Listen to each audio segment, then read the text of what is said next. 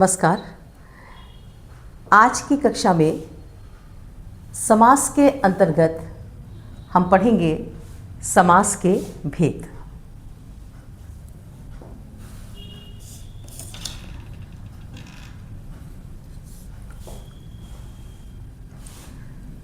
समास के भेद तत्पुरुष समास, कर्मधारय समास, द्विगु समास, बहुब्रीहि समास, द्वंद्व समास और अव्ययी भाव समास। ये 6 समास हैं। बहुत से लोगों को, जैसा हमने समास की परिभाषा के समय चर्चा की थी, कि बहुत से लोग इसके 4 भेद को ही मानते हैं। वो तत्पुरुष समास, बहुब्रीहि समास, द्वंद्व समास और अव्ययी भाव समास को मानते हैं। कर्मधारय और द्विगु को तत्पुरुष का ही भेद मानते हैं, क्योंकि इन दोनों समासों में भी क्या होता है, उत्तर पद ही प्रधान रहता है तत्पुरुष समास की तरह। तो वो इसी का भेद इन दोनों को मानते हैं और इस तरीके से 4 भेद मानते हैं।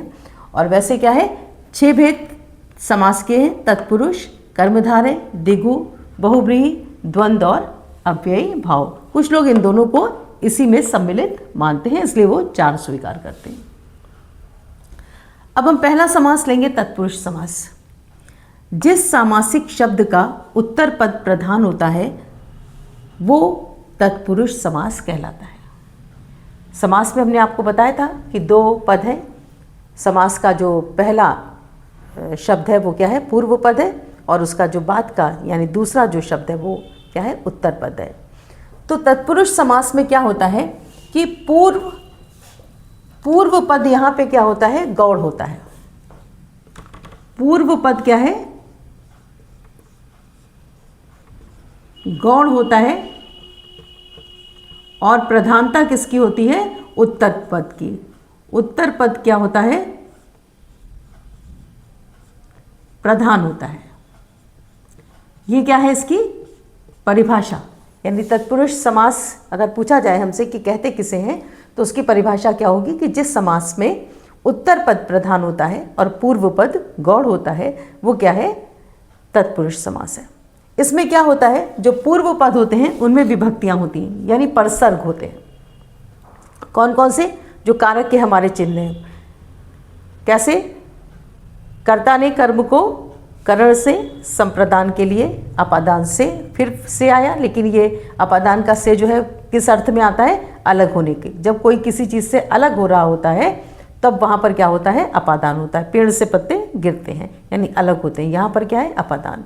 अपादान से संबंध काकी के और अधिकरण में पर, ये जो कारक के चिन्ह हैं यानी यही परसर्ग हैं। और ये क्या होता है, जब कोई भी समास हम तत्पुरुष समास जब हम बनाते हैं तो इसमें इन्हीं परसर्गों का लोप होता है, और जो पहला पद है उसी में परसर्ग होता है, और उसी परसर्ग का लोप हो जाता है और संयुक्त होकर एक नया सामासिक शब्द बन जाता है। जैसे मान लीजिए हम कहें हस्तलिखित।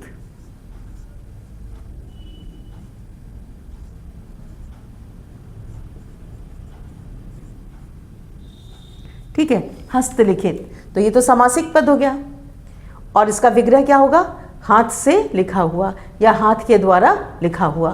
तो ये जो से या के द्वारा है विग्रह में, इसी का हम क्या कर रहे हैं, लोप कर रहे हैं। हस्त से लिखित, हाथ से लिखित, इसी से का हम लोप कर रहे हैं, या हाथ के द्वारा लिखित, इसी का हम लोप कर रहे हैं। तो ये जो विभक्ति है या कारक का ये जो चिन्ह है, ये क्या है, यही छुप जा रहा है, यही इसी का लोप हो रहा है, यही गायब हो जा रहा है, और क्या हो रहा है, नया शब्द बन रहा है। तो तत्पुरुष समास में उत्तर पद की प्रधानता होती है। पहला पद यानी पूर्व पद गौड़ होता है, पूर्व पद में परसर्ग होते हैं, और जब हम उससे सामासिक शब्द बनाते हैं तब क्या होता है, उन्हीं परसर्गों का लोप हो जाता है। अब हर उसमें हम देखेंगे जिस परसर्ग का लोप होगा उसी के नाम पर उस तत्पुरुष समास का भी नाम पड़ जाएगा।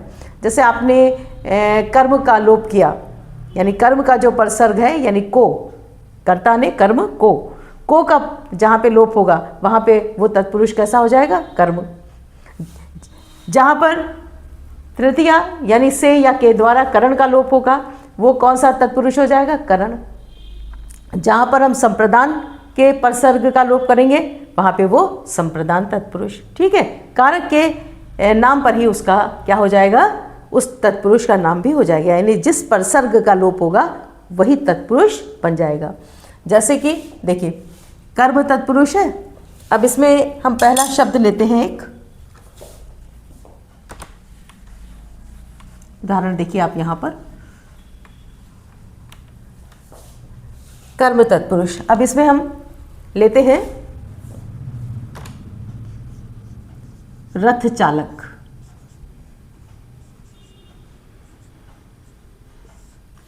ये हो गया समस्त पद। अब हमने इसका विग्रह किया तो क्या हो गया, रथ को चलाने वाला,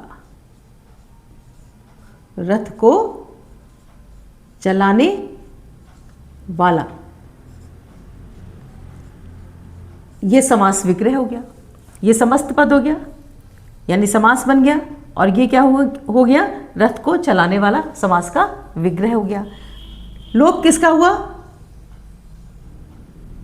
कर्म का, कर्म के परसर्ग का लोप हुआ, तो तत्पुरुष कौन सा हो गया, कर्म तत्पुरुष। ठीक है, जिस विभक्ति का या जिस परसर्ग का लोप होगा उसी के नाम पर क्या होगा, तत्पुरुष समास का नाम पड़ जाएगा। अब देखिए करण, करण का उदाहरण, मन चाहा,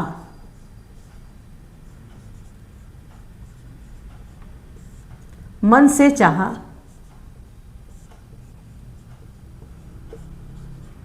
ये हो गया समास का विग्रह। लोप किसका हुआ, तत्पुरुष कौन सा बन गया, करण। जिस विभक्ति का लोप हमने किया, जिस परसर्ग का लोप हमने किया, उसी के नाम पे क्या हो गया, तत्पुरुष समास का नाम हो गया। ठीक है, ये बात समझ में आ रही है आपको।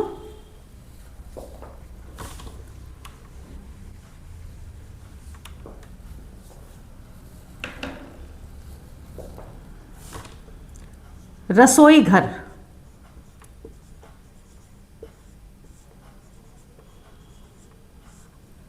ये हमने एक सामासिक पद बना लिया, रसोई घर। अब हमने इसका विग्रह किया तो हुआ रसोई के लिए घर।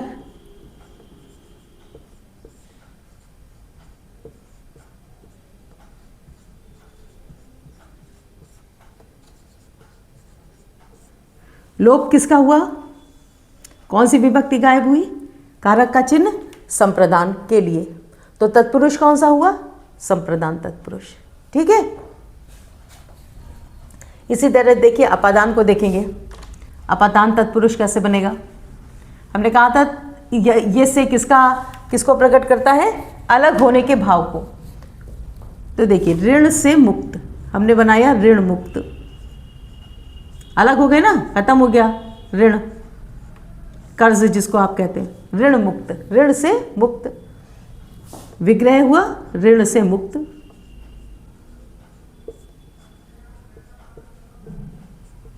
अब यहाँ से का चिन्ह आया है। अब से का चिन्ह करण में भी होता है, यहाँ पर भी होता है से का चिन्ह, और यहाँ पर भी है से का चिन्ह। लेकिन से, इन दोनों के चिन्हों में अंतर क्या है, यहाँ उसके द्वारा वो काम किया जा रहा है। जैसे राजा हाथों से दान देता है, ठीक है, करण है, उसके सहायता से काम होता है। लेकिन ये से कैसा है, अलग होने के भाव में। ठीक है, जैसे हमने कहा वृक्ष से पत्ते गिरते हैं, तो पत्ते क्या होते हैं, पेड़ से अलग होते हैं, तो जहाँ अलग होने का भाव होगा। अब इसीलिए ऋण मुक्त में भी ये से कैसा हुआ, अपादान तत्पुरुष हो गया। अपादान तत्पुरुष किस कारण से है, क्योंकि ऋण से मुक्त, वो किससे अलग हो रहा है, ऋण से, जो कर्ज है उससे अलग हो रहा है, कर्ज खत्म हो रहा है, तो यहाँ पे कौन सा हो गया, अपादान तत्पुरुष।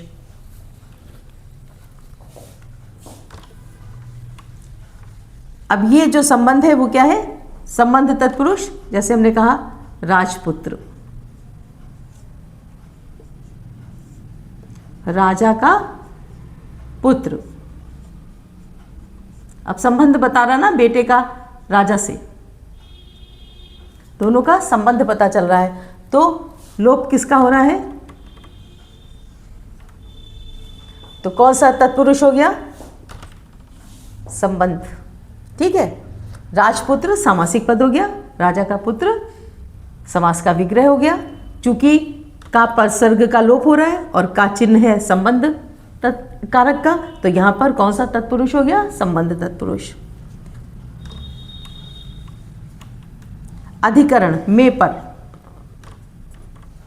शब्द देखिए वनवास, ठीक है, वनवास बहुत बार सुना आपने ये वाला शब्द वनवास। अब हम इसका, ये समासिक पद है, इसका विग्रह करते हैं।